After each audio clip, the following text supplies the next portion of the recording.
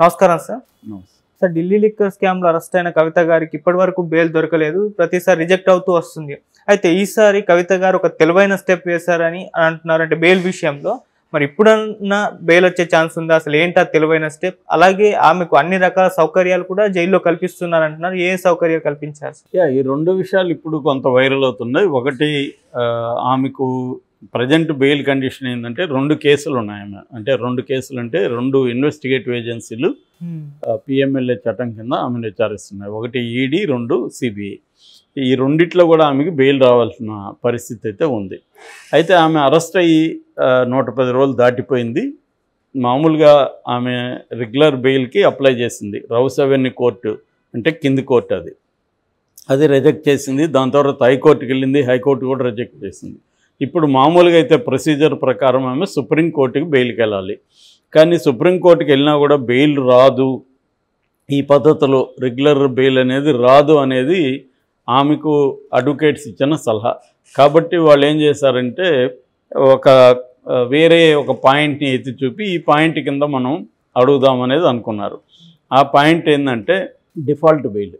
మనం వివేక హత్య కేసులో కూడా చెప్పుకున్నాం. ఎర్రగంగారెడ్డికి ఆయన అక్యూజన్ నెంబర్ 1 వివేకానంద రెడ్డి హత్య కేసులో ఆయనకి డిఫాల్ట్ బెయిల్ వచ్చింది. డిఫాల్ట్ బెయిల్ అనేది ఒక ప్రొవిజన్ ఉంది ఇండియన్ దీంట్లో చట్టాల్లో. ఇంతకుముందు సిఆర్పిసిలో సెక్షన్ 167 అనుకుంటా, దాని కింద ఈ బెయిల్ ప్రొవిజన్ ఉంది. అసలు ఏంటి ఈ బెయిల్? డిఫాల్ట్ బెయిల్ అంటే అర్థం ఏంటి అంటే, మామూలుగా సివియర్ మరణశిక్ష వేసే కేసులు కావచ్చు, లైఫ్ పడే కేసులు కావచ్చు, లేకపోతే 10 ఏళ్ళు పైబడే శిక్షలు ఉన్న కేసులు కావచ్చు, సివియర్ కేసుల్లో 90 రోజుల లోపల ఫైనల్ ఛార్జ్షీట్ వేసి ముగించకపోతే, దర్యాప్తు ముగించకపోతే జైల్లో ఉన్న ముద్దాయి నాకు డిఫాల్ట్ బెయిల్ ఇవ్వండి, ఎందుకంటే వాళ్ళ అసమర్థత వల్ల కావచ్చు, వాళ్ళకి పని ఒత్తిళ్ళు కావచ్చు, వాళ్ళు స్పీడ్గా దర్యాప్తు చేయకపోతే నేనెందుకు జైల్లో ఉండాలి, అది వాళ్ళ ప్రాబ్లం కాదు, నాది కాదు కదా అన్న ఒక యాంగిల్లో నుంచి కోర్టు చట్టంలోనే ఉంది. కోర్టులు కూడా అనేకసార్లు ఈ విషయాన్ని చెప్పాయి. అని చెప్పి డిఫాల్ట్ బెయిల్ ఇవ్వచ్చు అనేది, డిఫాల్ట్ బెయిల్ ఇచ్చేసి అంటే అది ఇన్వెస్టిగేటివ్ ఏజెన్సీల ఫెయిల్యూర్ కాబట్టి వీళ్ళకి డిఫాల్ట్ బెయిల్ ఇచ్చేయచ్చు. అట్లాగే మామూలు కేసుల్లో అయితే, ఆర్థిక నేరాలు కావచ్చు, మిగతా కేసుల్లో అయితే 60 డేస్లో ఛార్జ్షీట్ వేయకపోతే బెయిల్ ఇచ్చేయచ్చు. ఇది జనరల్గా ఉండే పొజిషన్ ఆఫ్ ద యాక్ట్. కానీ ప్రాక్టీస్లో 10 ఏళ్ళు కూడా జైళ్ళల్లో ఉన్నవాళ్ళు ఉన్నారు బెయిల్ రాకుండా. నేను ప్రత్యక్షంగా చూసింది, నేను ఉన్నప్పుడు 19 మంది 4 ఏళ్ళుగా జైల్లో ఉన్నారు వితౌట్ బెయిల్, వాళ్ళకి ఇవ్వలేదు బెయిల్. అలాగా చాలామంది పేదవాళ్ళు ఎక్కువ ఉంటారు. ఈ జైళ్ళల్లో ఉండేదే ఎక్కువగా పేదవాళ్ళు, దళిత్స్, ఎస్టీస్, వీళ్ళే ఎక్కువ ఉంటారు. అప్పర్ కాస్ట్ వాళ్ళు, రిచ్ పీపుల్ జైళ్ళల్లో చాలా చాలా తక్కువ ఉంటారు. మెజార్టీ జైళ్ళల్లో, మన దేశంలో 1300 జైళ్ళు ఉన్నాయి. ఆ మెజార్టీ జైళ్ళల్లో పేదవాళ్ళు ఎక్కువ ఉంటారు. ఫర్ ఎగ్జాంపుల్, మన పాపులేషన్లో 8% ఎస్టీస్ ఉంటే, షెడ్యూల్డ్ ట్రైబ్, జైళ్ళల్లో 20 నుంచి 25% వాళ్ళు ఉన్నారు. అంటే అంత పాపులేషన్ బయట ఉండడం కంటే జైల్లో వాళ్ళ పాపులేషన్ ఎక్కువ. ఎందుకంటే వాళ్ళకి న్యాయం తెలీదు, చట్టం తెలీదు, ఏమీ చదువుకొని ఉండరు. వాళ్ళ తరపున బయట ఎవరు కోర్టుల్లో లాయర్లను పెట్టి తిరగరు. ఇలాంటి ఇబ్బంది. ఇక్కడ మొన్న కూడా ఒక ప్రాబ్లం వచ్చింది. అదేంటంటే పేద ఖైదీలు ఉంటారు కదా, వాళ్ళకి లాయర్లను పెట్టుకునే స్తోమత ఉండదు. అందుకని గవర్నమెంటే ప్రొవైడ్ చేస్తుంది లాయర్ని. ఈ లాయర్లు ఏమో ఆ కేసులు టేకప్ చేయకుండా నడుస్తుంటారు. ఇప్పుడు వాళ్ళు ఎవరినో అడుక్కొని మనలాంటి వాళ్ళు ఎవరో పోనీలే తెలిసిన వ్యక్తి అని లాయర్ని పెడదామంటే ఈ లాయర్ ఒప్పుకోడు, గవర్నమెంట్ లాయర్, వీడి క్లియరెన్స్ ఇవ్వడు.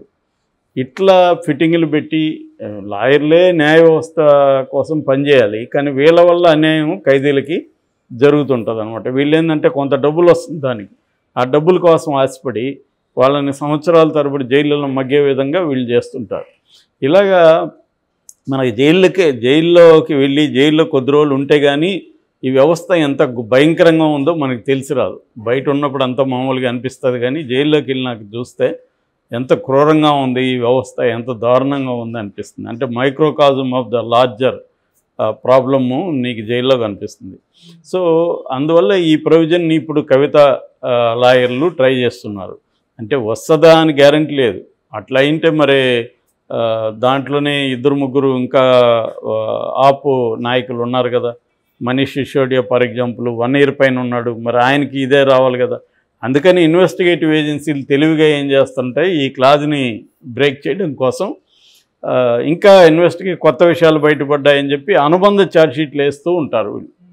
ఆ మధ్య కూడా సుప్రీంకోర్టు సీరియస్గా మందలించింది ఈడీని, ఏంటి మీరు అనుబంధ ఛార్జ్షీట్లు వేస్తూనే ఉంటాయి ఎలాగా అని చెప్పి. సో అందువల్ల కోర్టులు జడ్జెస్ కానీ అనుకుంటే బెయిల్ ఇచ్చేయచ్చు, ఈ కాదు. కానీ చాలా సమయాల్లో జడ్జెస్ బెయిల్ ఇవ్వరు. ఎక్కువగా న్యాయ వ్యవస్థ కూడా ఎలాగ ఉంటుందంటే ఇన్వెస్టిగేటివ్ ఏజెన్సీల వైపే ఉంటుంది తప్ప ఎన్ని కథలు చెప్పినా ప్రాక్టీస్లో మనం కానీ ఓవర్ ద కోర్స్ చూస్తే న్యాయ వ్యవస్థ కూడా ప్రజల తరపున, ముఖ్యంగా పేదల తరపున న్యాయ వ్యవస్థ పనిచేయడం అనేది తక్కువ సమయాల్లో మాత్రం పనిచేస్తుంది తప్ప తక్కువ సందర్భాల్లో, ఎక్కువ సందర్భాల్లో గవర్నమెంట్ వైపు, ఇన్వెస్టిగేటివ్ ఏజెన్సీల వైపే న్యాయ వ్యవస్థ పనిచేయడం అనేది మనకి ఓవరాల్గా కనిపిస్తుంది స్టడీ చేస్తే కానీ, నా అనుభవం చూసినప్పుడు కానీ. ఎందుకంటే నేను పౌర హక్కుల సంఘంలో కూడా ఒక 5 ఏళ్ళు పనిచేస్తాను, నక్సలైట్ ఉద్యమంలో ఒక 5 ఏళ్ళు పనిచేస్తాను. ఈ 10 ఏళ్లలో నేను న్యాయ వ్యవస్థ, పోలీసు వ్యవస్థ అంతా ప్రత్యక్షంగా చూశాను కాబట్టి చెప్తున్నాను. సో అందువల్ల ఇక్కడ కవిత విషయంలో జరుగుతుందంటే గ్యారంటీ ఇవ్వలేము. జరగచ్చు, జరగకపోవచ్చు. ఒక దాంట్లో జరిగితే ఇంకో దాంట్లో జరగకపోవచ్చు. పైగా పిఎంఎల్ఏ చట్టం అనేది వెరీ రిగరస్ యాక్ట్. ఆ యాక్ట్లో రెగ్యులర్ చట్టాలకు సంబంధించిన ఇవి దాంట్లో అప్లికబుల్ కావు. కాబట్టి అంటే కవితకి ఇంకా వేరే మార్గం లేదు. 1 అప్రూవర్గా మారాలి, 2 మోడీకి ఏదో మంచి ఆఫర్ ఇచ్చి తాము సాధించాలి, 3వది ఇట్లాంటివి లీగల్గా ఏమేమి ఉన్నాయి అనేది ఎక్స్ప్లోర్ చేయాలి. అది అవ్వచ్చు, అవ్వకపోవచ్చు, కానీ వేరే మార్గం లేదు. సో ఇది బేసిక్గా ఆమె కేసుకు సంబంధించి. ఇక జైలుకు సంబంధించి ఆమెకి అనేక సౌకర్యాలు వస్తున్నాయంట అని చెప్తున్నారు. మామూలుగా జైల్లో ఏం సౌకర్యాలు ఉంటాయి? మామూలుగా అయితే 1300 జైళ్ళు ఉంటే 31 జైళ్ళు మహిళా జైళ్ళు ఉన్నాయి ఇండియాలో. సో మహిళా ఖైదీలు తక్కువే ఉంటారు యాక్చువల్గా. మామూలుగా 4-5 లక్షల మంది మనకి రెగ్యులర్ ఖైదీలు ఉంటాయి. అందులో వీళ్ళు కొన్ని వేల మంది మాత్రమే మహిళలు ఉంటారు.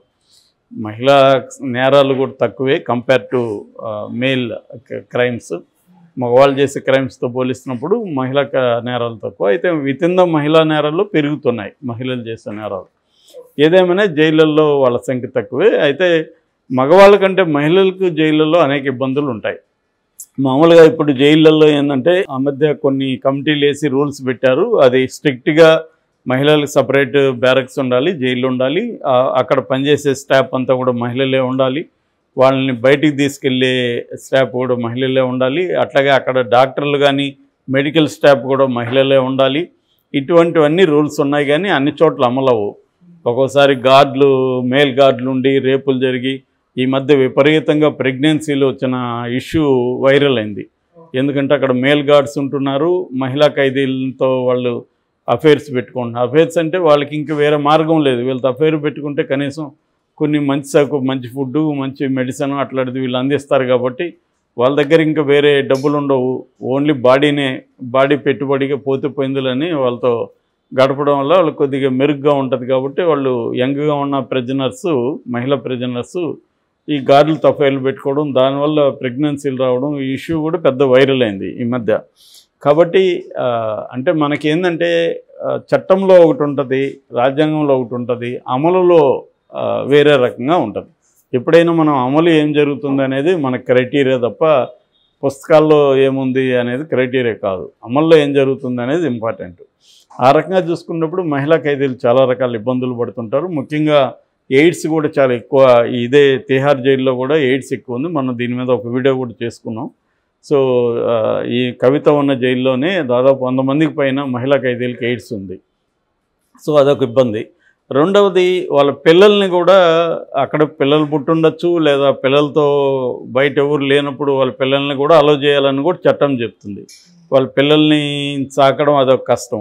మామూలుగా బయట పిల్లల్ని సాకడమే కష్టం. జైల్లో అయితే ఇంక వాళ్ళకి పిల్లలకి అనేక జబ్బులు వస్తాయి, అనేక ప్రాబ్లమ్స్ ఉంటాయి. వాళ్ళకి 4 గోడల మధ్య ఇతర పిల్లలతో ఆడుకునే పరిస్థితి ఉండదు, వాళ్ళకి పిచ్చెక్కుతుంటుంది. ఇవన్నీ భరించాలి. అట్లాగే ఫుడ్డు, బయట వాళ్ళకి ఉండే ఫుడ్ అక్కడ ఉండదు. రెండోది శానిటరీ వ్యవహారాలు విమెన్కి ఎక్కువ కావాలి. కొన్ని జైళ్ళల్లో కొంత ఇస్తున్నారు కానీ అది సరిపోదు.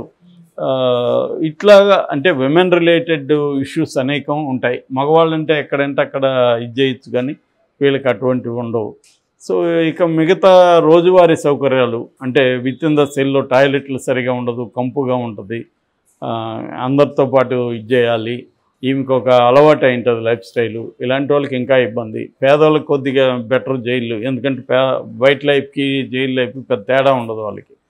కానీ వీళ్ళకి ఏసీలు, కంఫర్ట్స్ అన్నీ అలవాటు అయిపోయిన వాళ్ళు జైల్లో అనేది ఖచ్చితంగా దుర్భరంగా ఉంటుంది. కొంతవరకు డబ్బులు ఇస్తే అక్కడ ఏం జరుగుతుందంటే ఈ శానిటరీ నాప్కిన్స్ మంచివి తెచ్చుకోవచ్చు, బట్టలు కొద్దిగా మంచివి కట్టుకోవచ్చు, పుస్తకాలు ఏమన్నా తెప్పించుకోవచ్చు, క్యారమ్స్ లాంటివి వాళ్ళతో ఇంకిద్దరు ఉన్నారు కాబట్టి వాళ్ళతో ఆడుకోవచ్చు.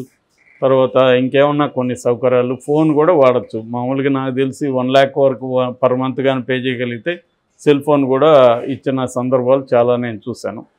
అట్లాగే మెడిసిన్స్ అవి కూడా వీళ్ళకి కావాల్సినవి తెచ్చిస్తారు ఇల్లీగల్గా.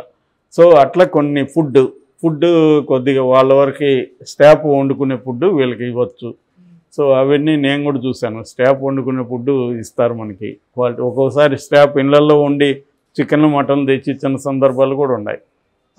వార్డర్ వాళ్ళ ఇంట్లో చికెన్ వండుతాడు, అందులో మనకు కొంచెం తెచ్చిస్తాడు, దానికి ఇంత అమౌంట్ అని తీసుకుంటాడు. ఇలాంటివి చేయొచ్చు. అలాంటి సౌకర్యాలు నాకు తెలిసి కవితకు కూడా దొరకవచ్చు. ఎందుకంటే వాళ్ళ దగ్గర డబ్బు ఉంది కాబట్టి 10 రూపాయలు అనే చోట 100 రూపాయలు 1000 రూపాయలు కూడా ఇవ్వగలరు వాళ్ళు. కాబట్టి వాళ్ళకు కూడా మామూలుగానే ఆ మధ్య ఒక ఖైదీ మిత్రుడు చెప్తున్నాడు, ఎవరైనా ప్రముఖుడు వస్తున్నాడు మన జైలుకి అనగానే వీళ్ళు లెక్కేసుకుంటారంటే ఎంత వస్తుందిరా మనకి నెలకి అని. అంటే ఆ ప్రముఖుడు వస్తున్నా అంటే మనందరికీ పండగ అన్నట్టుగా వీళ్ళు ఆనందంగా ఉంటారనమాట. సో ఎందుకంటే వాళ్ళకి తెలుసు కాబట్టి సెల్లు సెలక్షన్ దగ్గర నుంచి డబ్బులే. అంటే ఈ సెల్లో నేను ఉండాలంటే ఆ సెల్కి సంబంధించి డబ్బులు ఇవ్వాలి, లేదంటే వాళ్ళు ఎక్కువ గుంపు ఉన్న సెల్లో వేసేస్తారు. ఆ రకంగా కవితకి ఉండొచ్చు. కాకపోతే కంజుగల్ ఫెసిలిటీ అనేది మన ఇండియన్ జైల్స్లో లేదు. కంజుగల్ ఫెసిలిటీ అంటే ఒక స్త్రీ ఉంటే వాళ్ళ భర్తో బాయ్ ఫ్రెండో బయట ఉంటే వాళ్ళిద్దరినీ కలిపే ఒక సెల్లు లాంటిది ఏర్పాటు చేసి, అది కొన్ని వెస్ట్రన్ జైల్స్లో ఉన్నాయి. కంజుగల్ ఫెసిలిటీ అంటారు. మగవాళ్ళకై తమ భార్య కావచ్చు, తమ గర్ల్ ఫ్రెండ్ కావచ్చు తెప్పించుకోవచ్చు. అట్లాగే వీళ్ళు కూడా హస్బెండ్స్ని కావచ్చు ఉండొచ్చు. అటువంటివి అయితే లేవు. సో ఆ ఇబ్బంది కూడా ఉంటుంది అన్నమాట.